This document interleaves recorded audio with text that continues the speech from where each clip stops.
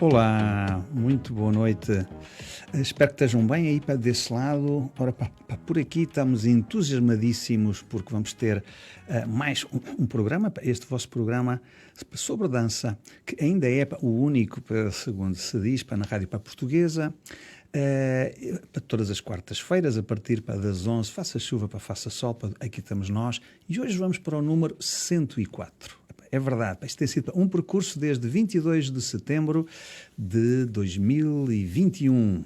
Ainda estávamos a sair da pandemia e andávamos nós aqui nesta nossa nova aventura. Nova que já vai para o terceiro ano consecutivo. Olha, e hoje trazemos um daqueles convidados que eu gosto muito de ter, que para mim são sempre para todos especiais.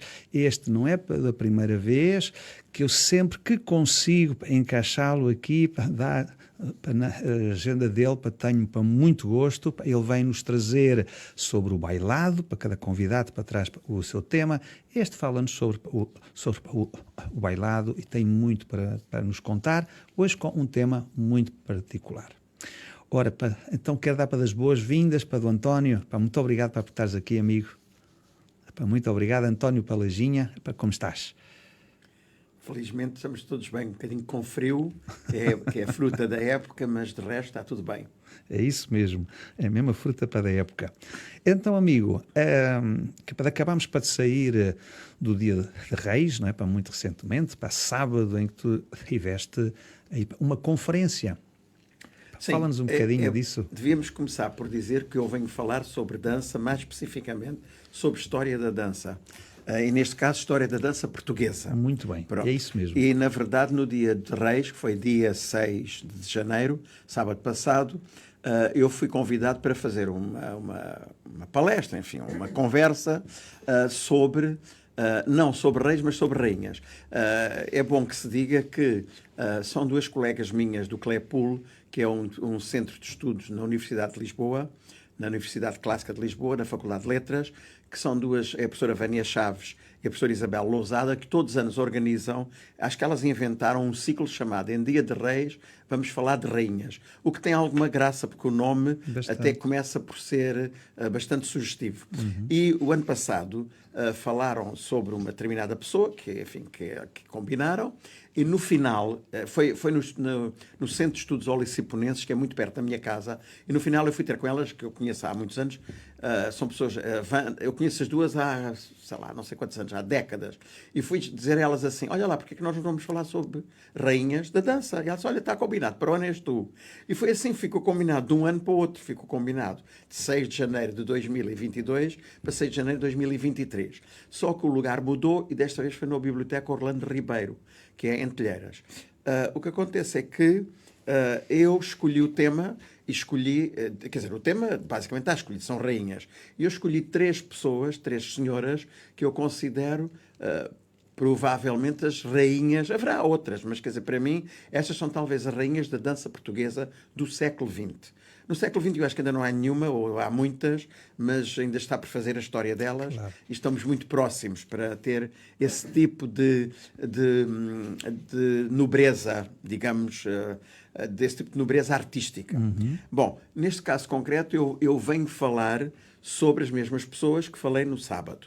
E são elas Margarida de Abreu, que foi, digamos assim, genericamente falando, uma apresentação muito genérica, a mãe da dança portuguesa, da dança profissional portuguesa. É bom que se diga que em Portugal sempre foi um país que teve muita dança. Nós somos a nação mais antiga da Europa.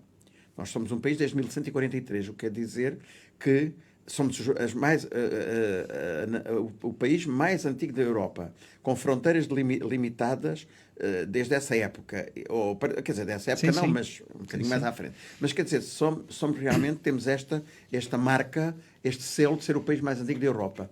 Em relação às danças, tivemos sempre muita dança folclórica, parece que é um dado adquirido. Enfim, eu nunca fiz nenhum rastreio sobre isso, mas todos os estudos que tenho feito me levam a crer que a dança folclórica é rica, porque nós temos um país pequeno, mas realmente muito diversificado. Se nós compararmos, por exemplo, com a comida, folclore, a gastronomia, folclore, todas as coisas são muito interligadas. Se nós formos ver o que é comida em Portugal, o que é a gastronomia portuguesa, provavelmente percebemos que o folclore não será muito diferente. E em cada região temos vários tipos de dança que são mais ou menos, são normalmente muito diferentes uns dos outros. Quer dizer, nós formos ver o que é as danças do Ribatejo, as danças do Algarve e as danças do Alentejo, que está no meio, tem pouca coisa uma coisa a ver com outra. Ora, isto quer dizer que, apesar de nós termos tido ao longo dos séculos muita dança de origem folclórica, popular, dança popular, a nossa dança teatral é pobre, comparada com os outros países da Europa, porque desde 1661 que os franceses têm a Academia Real de Música, e onde se aprende a tocar e a dançar. Ora, estamos a falar desde o século XVII. Em Portugal, as nossas escolas de dança, quer dizer, de jeito, aparecem no século XX. A diferença é abismal. Bom, isto é para dizer que, quando nós falamos de dança em Portugal, apesar da qualidade que ultimamente se tem, nós temos feito um percurso extraordinário. Nos últimos anos, temos tido imensos bailarinos que vão ir para o mundo fora e que dão realmente cartas. Temos um rapaz que tem 20 anos, que é o António Casalinho, que é considerado hoje um dos melhores bailarinos do mundo. É verdade. E há vários anos para que do ele mundo. É um rapaz extraordinário. Aliás, eu gosto imenso dele porque ele, como pessoa, é uma pessoa extraordinária. É um miúdo incrível, humilde, atencioso, e é um artista do melhor. Ainda ontem eu estava a falar com um ex-aluno meu que vive no Brasil, que me estava a dizer que todas as fotografias que ele tira se podem colocar em manuais do ensino da dança, porque ele é tão perfeito. E pronto, quer dizer, como ele há outros, temos uma Celine Sambé, que está no Royal Ballet, que é o primeiro bailarino de uma companhia extraordinária, que é o Ballet Real de Inglaterra. Enfim, nós na dança portuguesa, agora, nos últimos anos, talvez na última década, tivemos uma explosão de artistas extraordinária. É verdade. O que se deve, como sempre em Portugal, a fatores mais ou menos que têm a ver com a sorte, com o acaso. Porque nós nunca tivemos um plano definido, como houve em países como a França, a Rússia, a Inglaterra, os Estados Unidos, a primeira escola e a mais famosa dos Estados Unidos, que é um país novo, que é um país novíssimo, é de 1934, é a School of American Ballet, fundada por Balanchine.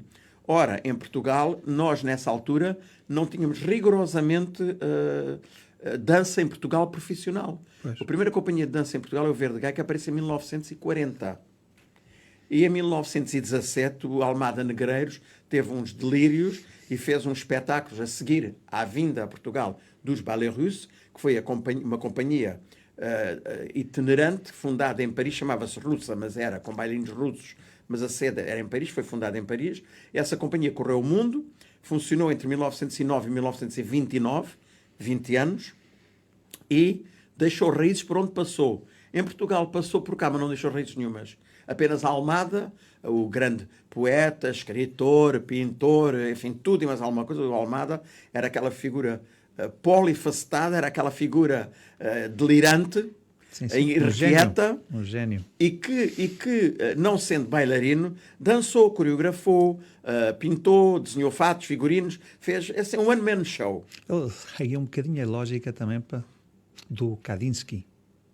Assim, o Almada é uma figura, realmente única em Portugal e talvez no mundo, porque é uma figura, é um daqueles génios. Como nós em Portugal temos muitos génios, assim, pessoas que aparecem do nada. Curiosamente, não somos geralmente fruto de uma escola, de um pensamento organizado, de uma política organizada. E é isso que continuamos a ter o mesmo problema no Ministério da Cultura.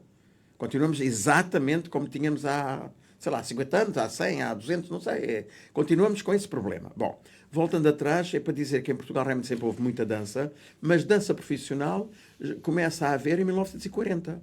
E depois, em 61, é um ano extraordinário, que é o ano em que se fundam 3 companhias, que é a Companhia da Gulbenkian, que é o Centro Português de Bailado, a Companhia Portuguesa de Bailado, que foi uma companhia mais ou menos efêmera, que demorou 6 meses, que estava sediada no Teatro de São Carlos e que acabou, teoricamente, devido ao aparecimento da Guerra Colonial.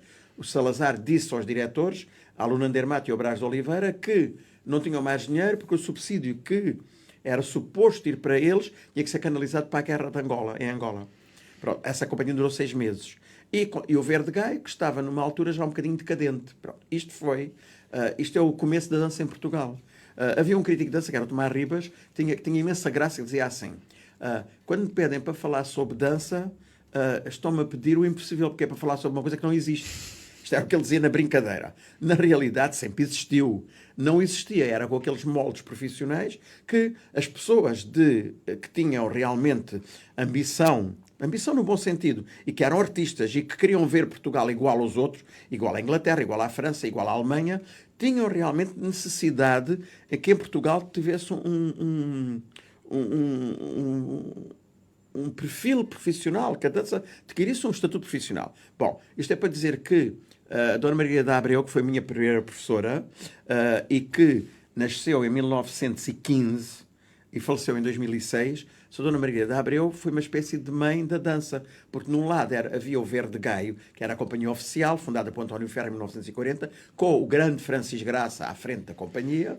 Ele era o diretor, uma companhia que fazia vários estilos de dança, mas era uma companhia oficial, mas que foi uma companhia que teve um percurso cheio de altos e baixos. E o contraponto àquela companhia oficial era o Círculo de Iniciação Coreográfica, que era uma criação de Dona Margarida, que tinha uma escola de dança privada, onde ela ensinava as meninas da sociedade e as meninas que tinham jeito, que não queriam dizer, não era a mesma coisa. Podia coincidir, mas não era a mesma coisa.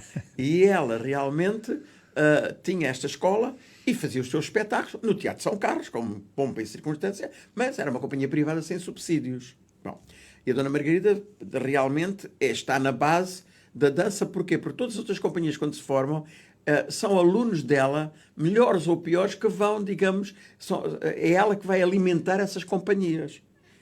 A Dona Margarida é realmente uma espécie de mãe da dança portuguesa. Enfim, é um bocadinho redutor dizer-se isso, porque ela foi mais do que isso.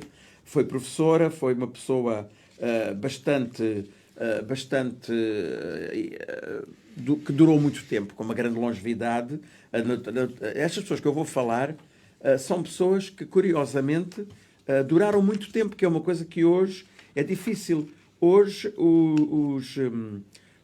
os artistas normalmente duram muito menos tempo. Essas pessoas duravam décadas. Pois. E é bom que tivessem durado décadas porque, na verdade, deixaram um legado bastante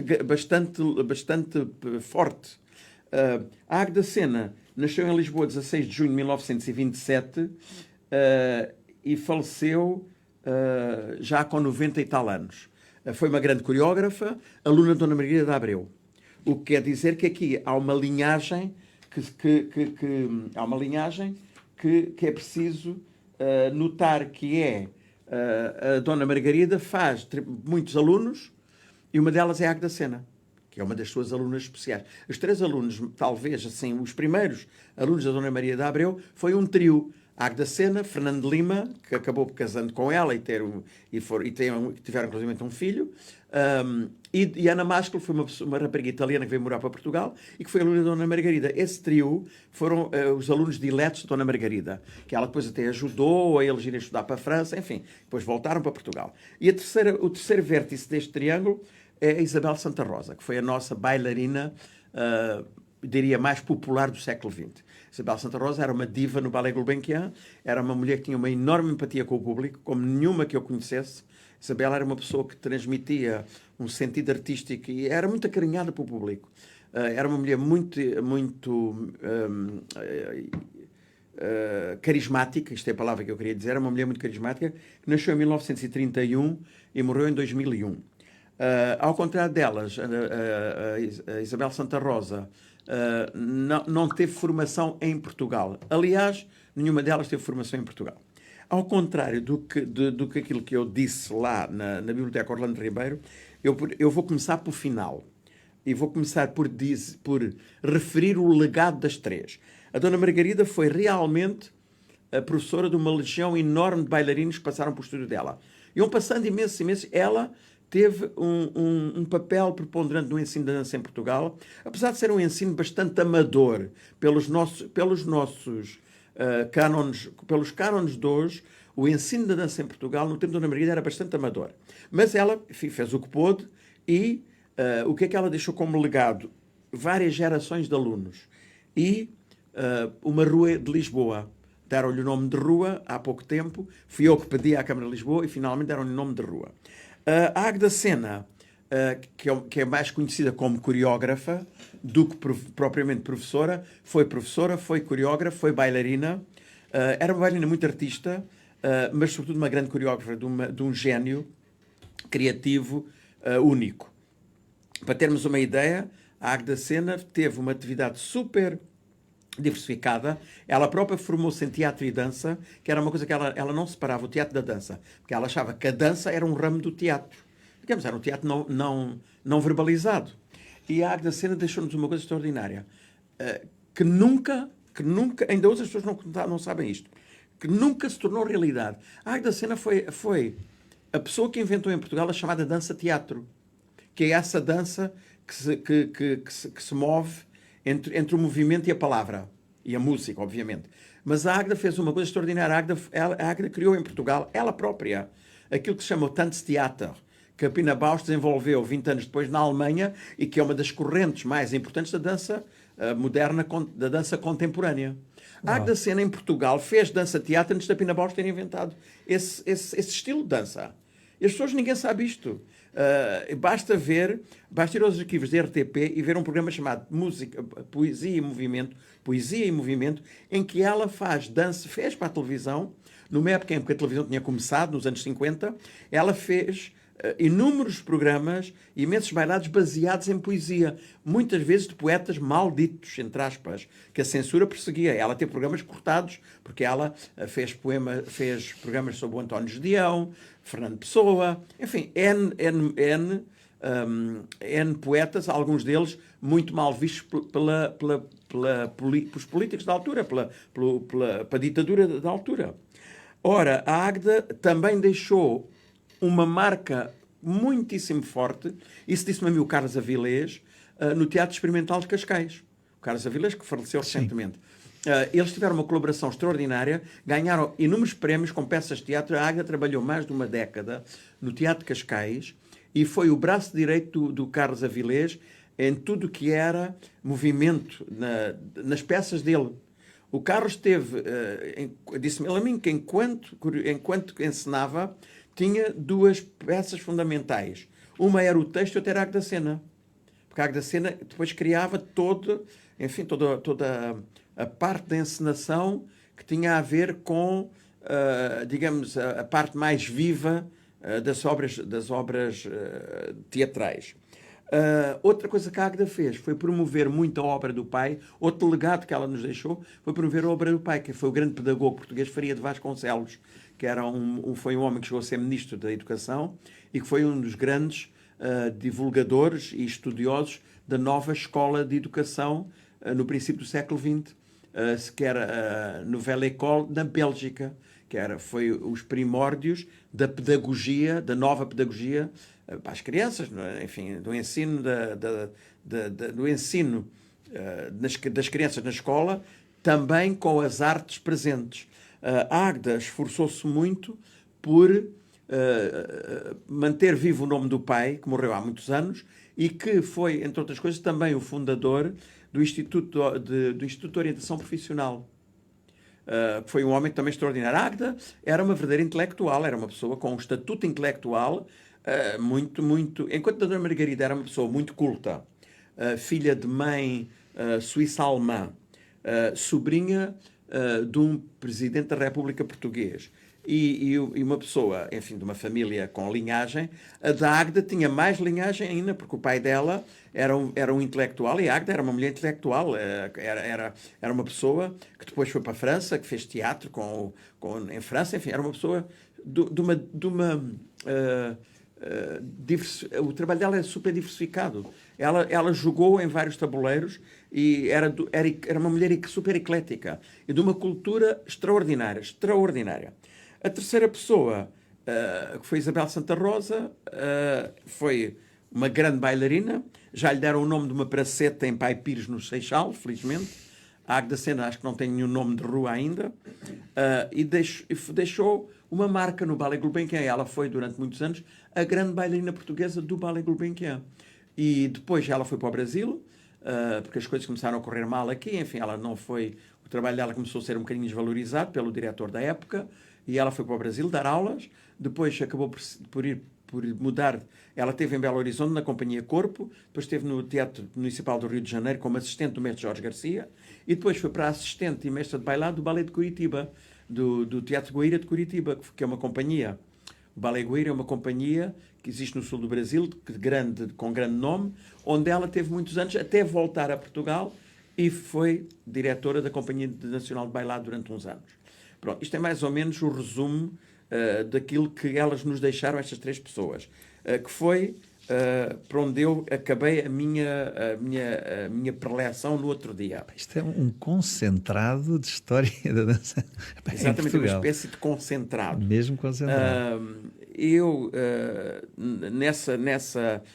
Nesse evento, levei 3 objetos pessoais. Aqui na rádio não dá para trazer. Exato. Eu levei uns documentos que a Dona Margarida escreveu para mim, mais um copo que ela me ofereceu.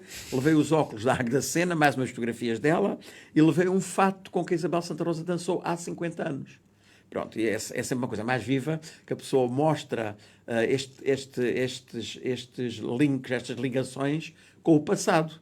Ligações físicas, sim, sim, com o passado. E que são para 3 figuras com as quais tu tiveste também uma grande história. Certo, eu fui amigo pessoal das 3. É assim, isso também me dá um certo orgulho poder levar. Eu não estou a falar de ninguém do além. Eu costumo fazer uma piada com uma pessoa em Portugal que fez uma tese de doutoramento sobre a dança americana e nunca lá pôs os pés.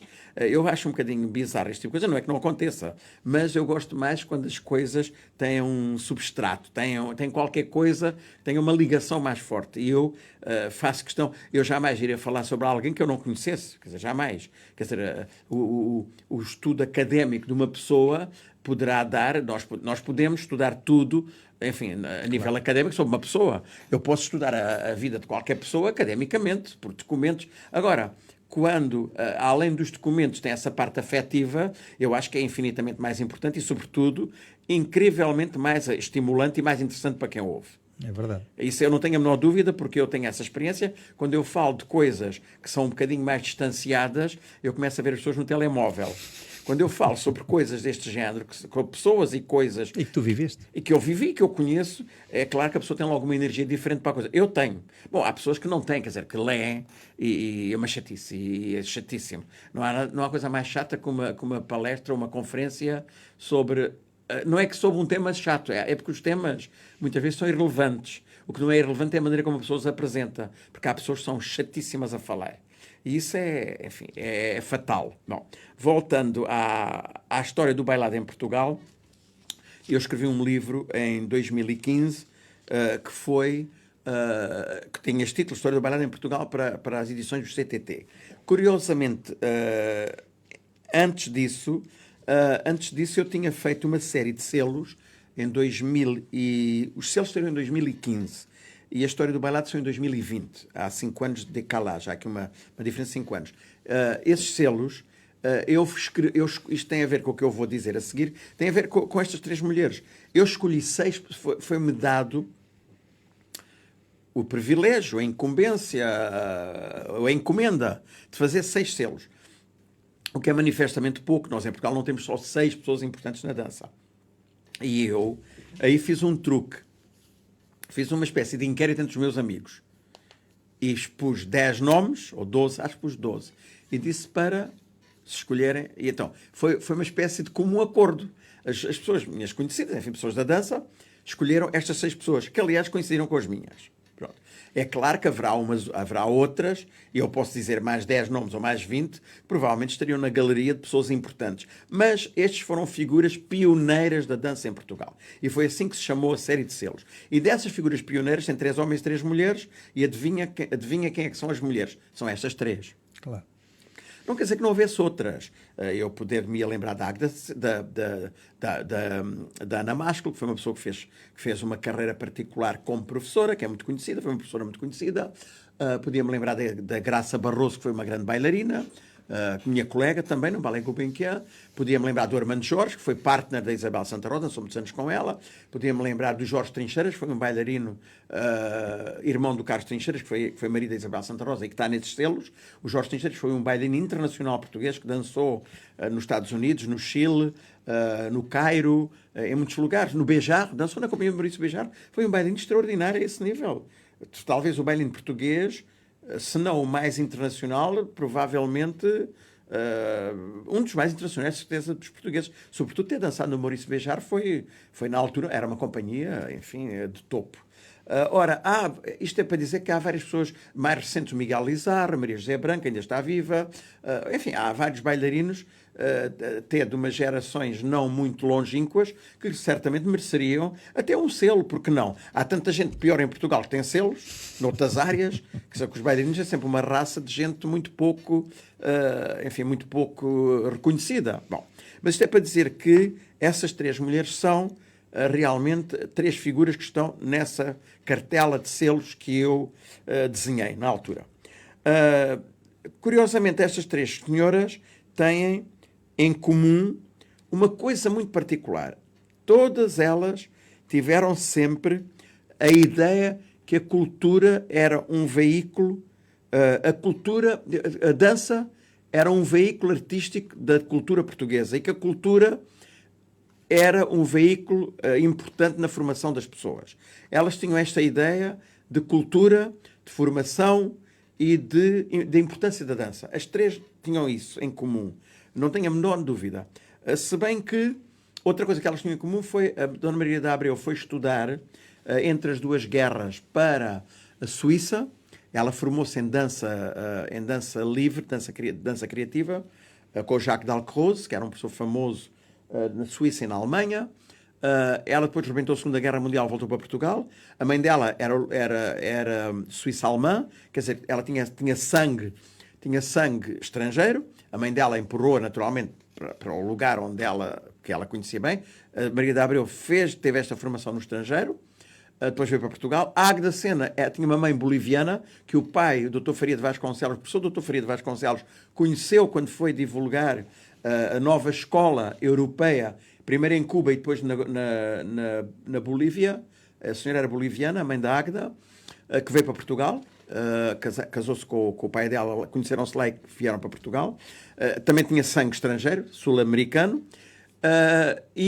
Naturalmente, a Águeda não voltou para a terra da mãe, mas estudou posteriormente em Inglaterra, em França primeiro e depois em Inglaterra. A Isabel Santa Rosa é diferente. A Isabel Santa Rosa era uma portuguesa que nasceu em Marrocos. Os pais eram imigrantes em Marrocos, o pai dela era alfaiate, e dizia-me ela, um grande alfaiate, foi trabalhar para Marrocos e que adorou Marrocos e ficou lá há muitos anos, e ela viveu até aos 15 anos em Marrocos. Fez toda a sua formação no Conservatório de Casablanca, que era um conservatório de inusitada qualidade para uma colónia francesa, mas que os marroquinos faziam questão de ter um conservatório segundo as regras dos conservatórios franceses. Isto é, tinha professores que vinham da Ópera de Paris e professores que vinham da Comédie Française dar aulas de teatro. O que quer dizer que o nível era bastante bom, tendo por modelo os parâmetros franceses, o nível era muito bom e a Isabel teve uma formação melhor do que qualquer das outras duas, porque teve uma escola. A Isabel começou a dançar aos 3, 4 anos e formou-se aos 15. E quando vem para Portugal, faz a audição para o Verde Gaio e teve até que mentir na idade, isso já tinha 17 anos e afinal só tinha 15.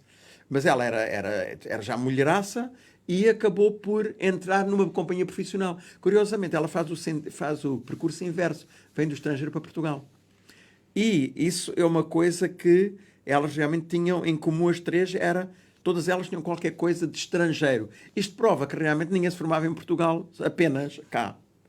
E, além disso, além delas acharem que a cultura, a arte e a cultura como veículo de promoção humana e portuguesa, e em Portugal, porque Portugal era um país muito rural, e Lisboa era uma cidade que não tem nada a ver com a cidade cosmopolita que é hoje. É verdade. Lisboa era uma cidade, enfim, que não tinha comparação com as grandes metrópoles, enfim, mundiais.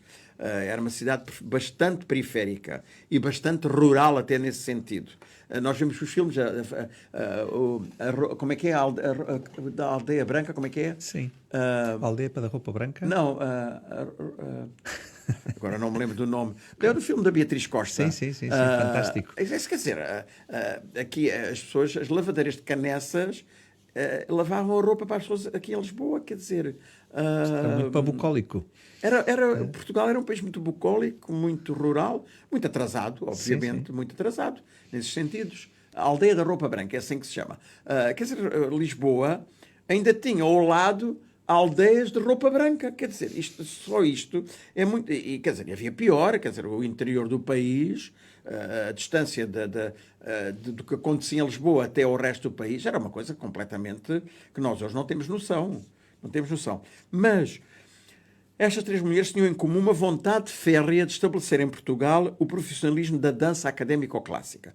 Elas, todas, eu conheci bem as três, todas elas tiveram esta vontade de trabalhar para isso, para que a sua profissão fosse reconhecida, para que Portugal tivesse uma companhia como outro país qualquer. Claro que a Isabel Santa Rosa sonhava com a Ópera de Paris, obviamente, Portugal tivesse uma Ópera de Paris. A Águeda Sena sonhava que Portugal tivesse um Royal Ballet, onde ela estudou. A Dona Margarida sonhava provavelmente que Portugal tivesse uma Ópera de Viena, uma coisa assim. Elas sonhavam isso eram os modelos delas. E o que faz destas três mulheres, não só pioneiras da dança em Portugal, mas como figuras extraordinárias. São três pessoas que têm um estatuto, digamos, humano e artístico fora de série. Eu realmente, quanto mais estudo a vida destas pessoas, mais me diga que sorte que eu tive de conhecê-las. Porque é uma sorte ter conhecido figuras com esta projeção. Eu, provavelmente, se eu viver mais de 50 anos, não sei se, não viverei mais de 50 anos, mas não sei se olharei para trás e das pessoas que eu conheço agora, se eu poder dizer a mesma coisa. Porque não é que talvez não é que tenham menos talento, é que hoje é tudo mais efêmero. As coisas hoje, a quantidade de pessoas que eu conheço que florescem e fenecem rapidamente. É uma coisa que, se calhar, é o l'air du temps, é o fruto da nossa geração, não sei. Pronto, mas isso é uma coisa que o futuro é que ditará é que fará esse tipo de julgamento. Quanto a coisas em que divergiam estas três senhoras, estas três grandes artistas, era na formação política. Enquanto a Dona Maria de Abreu foi sempre uma mulher conservadora, ela era sobrinha do Afonso Costa, da Primeira República Portuguesa, mas sempre foi uma pessoa conservadora até nos deixar. Era uma pessoa de índole conservadora, o que não faz dela nem melhor nem pior, era conservadora. Enquanto a Águeda Sena era o contrário, era uma mulher revolucionária, muito ligada a um meio intelectual antifascista. Ela disse-me a mim que o Pablo Nura, quando veio a Portugal, foi jantar lá em casa. E outras coisas, ela era amiga o general Humberto Delgado era amigo do pai dela, ela era visita da casa de grandes figuras da política e das artes portuguesas. A lista de amigos dela era assim, os melhores escritores de Portugal, quer dizer, não há a menor dúvida disso. Já Isabel Santa Rosa foi uma mulher engraçada entre uma e outra, porque não é, provavelmente de conservadora passou a revolucionária, porque ela apanhou o 25 de Abril, e eu lembro-me que eu também apanhei o 25 de Abril, e virou uma mulher mais ou menos transformada pela Revolução dos Escravos.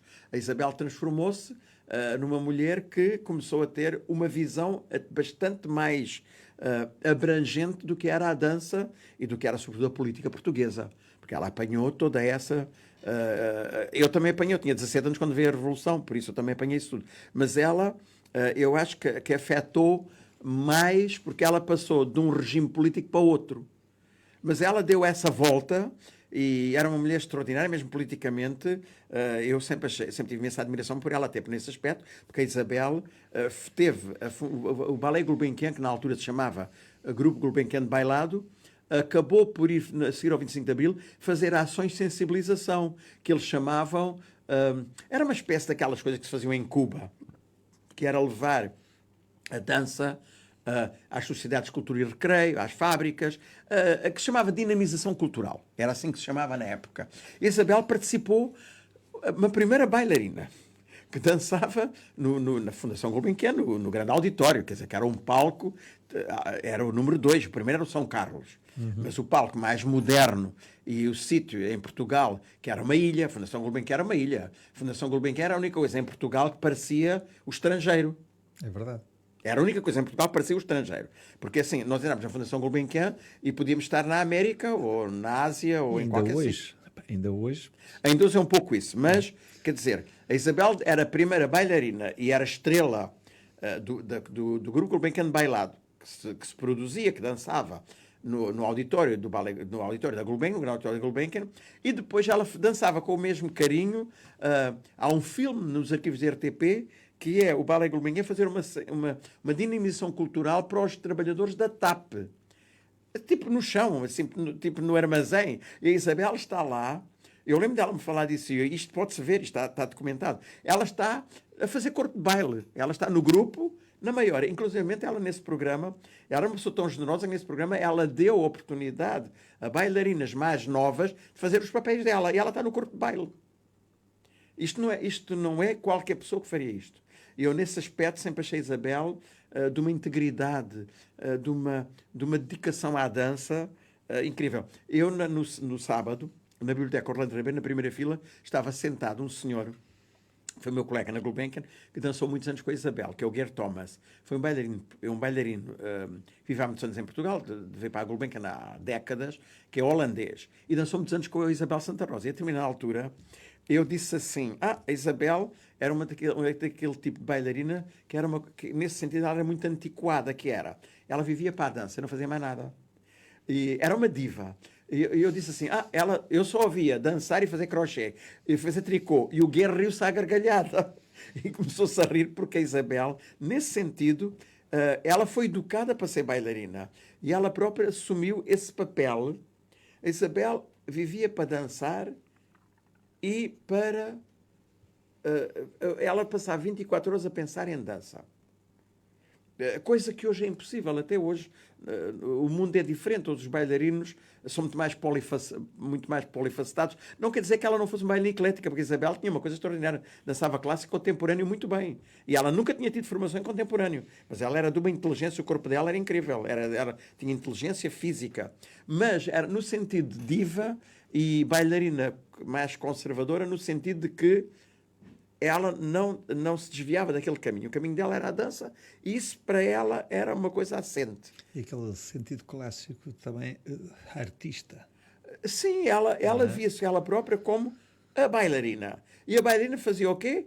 Levantava-se de manhã, tomava um pequeno almoço, fazia aula de dança, dançava até às 5:30 da tarde, depois ia para casa, descansava. Ela era assim. Nesse sentido, ela era uma bailarina muito antiga. Mas depois, na maneira como ela abordava, ela, por exemplo, disse a mim que adorava fazer coisas contemporâneas. E que adorava. E que para ela que foi uma novidade quando o Ballet Gulbenkian começou a ter repertório contemporâneo. Porque ela achava uma chatice fazer só os clássicos. Ela vibrava com os clássicos, mas ela adorava fazer coisas contemporâneas. Ora, isto são realmente visões muito diferentes. Agora é engraçado o que elas pensavam umas das outras. A Dona Margarida Abreu gostava muito da Águeda. Achava que a Águeda era muito boa pessoa, foi assistente dela na escola, e a Dona Maria tinha achava a Águeda uma mulher inteligentíssima. Isso era uma coisa comum, todas achavam a Águeda uma mulher muito interessante. E a Dona Margarida tinha um particular carinho para a Águeda, porque a Águeda cresceu com ela. Era uma espécie de filha dela artística. E sucessora.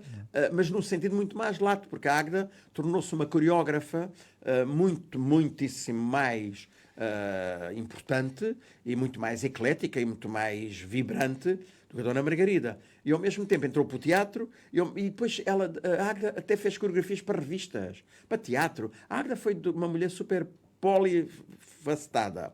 A Dona Margarida não teve esse talento, mas admirava muito a Águeda. A Isabel Santa Rosa adorava a Águeda. Todos os bailados que a Águeda ia fazer no Ballet Gulbenkian, a Isabel entrava sempre. E a Isabel tinha uma postura muito cómica em relação à Águeda. Ela achava que a Águeda era uma mulher delirante. E então ela entrava naquela onda do disparate, Agora vamos fazer não sei o quê, vamos dar saltos de 3 metros, quando a gente sabe que só dá de 1,5 m, ela dizia, vamos dar... E todo mundo dava saltos de 3 metros, nem que fosse na cabeça dela. E a Isabel contava, eu achei imensa graça, sempre como ela, quando ela falava da Águeda, era sempre como, ela dizia uma coisa, ela falava sempre da Águeda como uma figura ímpar, e dizia uma coisa incrível, que era assim, a Águeda sempre foi uma pessoa, sempre foi uma mulher muito, muito à frente do seu tempo. E isso é uma realidade.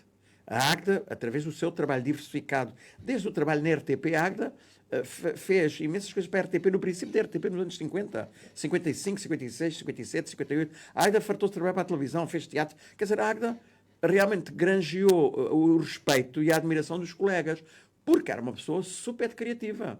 E a Isabel gostava imenso dela. A Águeda achava a Isabel uma bailarina extraordinária.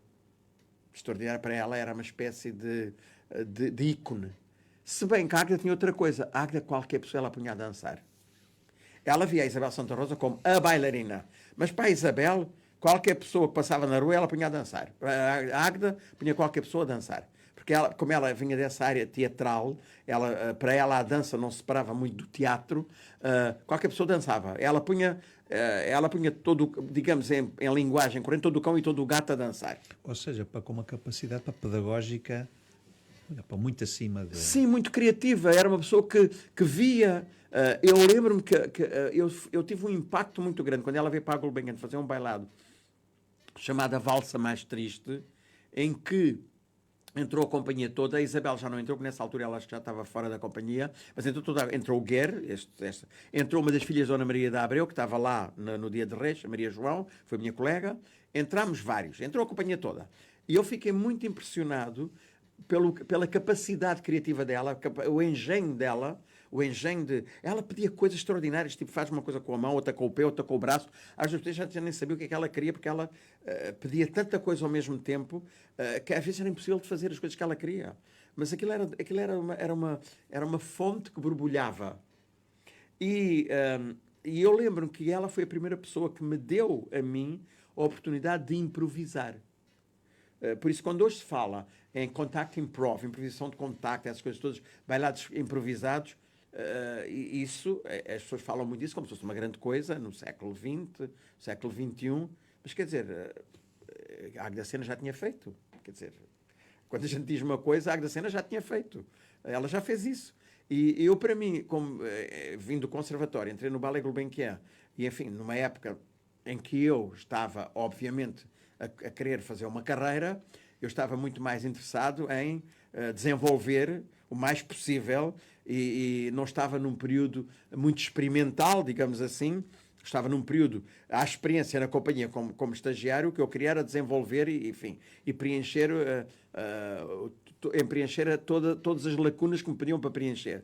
E quando de repente aparece a Águeda, que nos apresenta um bailado baseado em Bertolt Brecht, chamava-se A Valsa Mais Triste, que quer dizer, era um bailado de intervenção política, uma coisa do ponto de vista, digamos, intelectual interessante. A proposta dela era uma proposta revolucionária, interessante, era tudo aquilo, ali não falhava nunca nada. Agora, o que acontece é que de repente a Águeda diz, tu fazes isto, tu fazes aquilo, e depois se quiseres podes sair, podes entrar. E eu achava aquilo uma coisa tão extraordinária. Aquele bailado para mim, eu delirava. Eu começava a música e eu já dava saltos de alegria. E depois via os meus colegas que entrava um, entrava outro, saía. Aquilo era tudo uma coisa que não parava. Não parava. Assim, e eu podia dar-me ao luxo de parar, sair do palco, às vezes penteava-me, quando estava muito desgrenhado, penteava-me, arranjava, limpava o suor e entrava outra vez. Porque o bailado tinha essas faixas de improvisação. E olha, António, e parar é uma palavra que me vai gostar muito de dizer, mas estamos a chegar ao fim, António, pá, fantástico, pá. Eu estou aqui cheio para desta informação toda. Deixa-me só dizer uma coisa antes que eu me esqueça. Vamos a isso. Eu deliberadamente disse o ano de nascimento e de morte das três senhoras, disse o nome delas, disse aquilo que elas mais ou menos fizeram, mas há uma coisa que eu não fiz. Foi uma resenha cronológica das suas carreiras. A Águeda Sena, se eu para a Dona Maria da Abreu tenho 3 páginas ou 4 de biografia, e para a Isabel Santa Rosa tenho 2 ou 3, da Agda Sena tenho para aí 20. Uau. Qualquer pessoa pode ir à internet, ver na Wikipédia o nome destas 3 mulheres. As biografias da Agda Sena e da Isabel Santa Rosa são minhas, a Dona Maria da Abreu não é minha, mas está lá aquilo que eu evitei falar aqui, que foi nos dados biográficos. Eu aqui falei sobre faits divers, que eu acho muito mais interessante e muito mais emocionais, emotivos para mim. Ótimo, vamos partilhar aqui também neste link do Facebook, aqui da emissão, vamos fazer essas partilhas. É só ir à Wikipédia e ver lá, porque eu não, se querem detalhes, datas, nomes, títulos, coisas, está lá tudo. Muito bem. António, olha, muito obrigado. Foi rápido, visto? Não, é fantástico, porque super organizado, porque pronto, isto é António Lajinha, para meus amigos, isto hoje, para vocês estão, como eu, não é, estagiados com tudo isto, partilhem este programa, porque isto hoje foi serviço público na Rádio para o Movimento. Nós procuramos para fazê-lo, claro que sim, mas tem que ser com convidados destes. Padre António, um grande abraço. Muito obrigado, muito obrigado. Muito obrigado por, vires nestas do Aventuras. Supostamente voltarei em junho. Em junho. Quem sabe ele até talvez consiga vir antes, mas realmente em junho já estamos aqui a cozinhar, porque temos mais temas de volta disto, do A Dança Precisa, não é? Que a dança precisa deste trabalho e precisa da tua voz e deste é o tempo para continuares a divulgar dança. Eu tento colaborar o mais possível naquilo que eu gosto, que é sobretudo falar de dança portuguesa, ou não portuguesa, mas com energia e com gosto e com vontade de transmitir uma arte à qual eu me dedico há 50 anos. Exatamente. Olha, e é um bocadinho o papel também aqui do Bora Dançar, que é este convite para que todos, para vocês, que estão aí desse lado, aproveitem. Se não podem fazer dança, olha, vão ver dança, porque temos cada vez mais oferta. E certamente tem escolas perto de vocês para poderem dançar. Vai haver oportunidades para toda a gente, porque toda a gente pode efetivamente vir para dançar, e quem não pode dançar pode ver e para consumir, porque dança e cultura em geral é o que faz um povo também. Um grande abraço. Obrigado, António, obrigado mais uma vez. Até à próxima. E aqui estamos nós mais uma vez. Para vocês, já sabem, isto é o serviço público que nós procuramos fazer aqui na Rádio para Movimento, com aquele programa sobre dança, que passa aqui todas as quartas-feiras a partir das 11. Façam isto, partilhem este programa, porque se para vocês gostaram de ver este conteúdo, sabem que não vão encontrar em mais lado nenhum. Tem que ser aqui na Rádio para Movimento, no Bora para Dançar. O meu nome é Afonso Costa, da Academia para Danças do Mundo, hoje o Vasco Duarte, na assistência técnica. Um grande abraço. Até para a semana.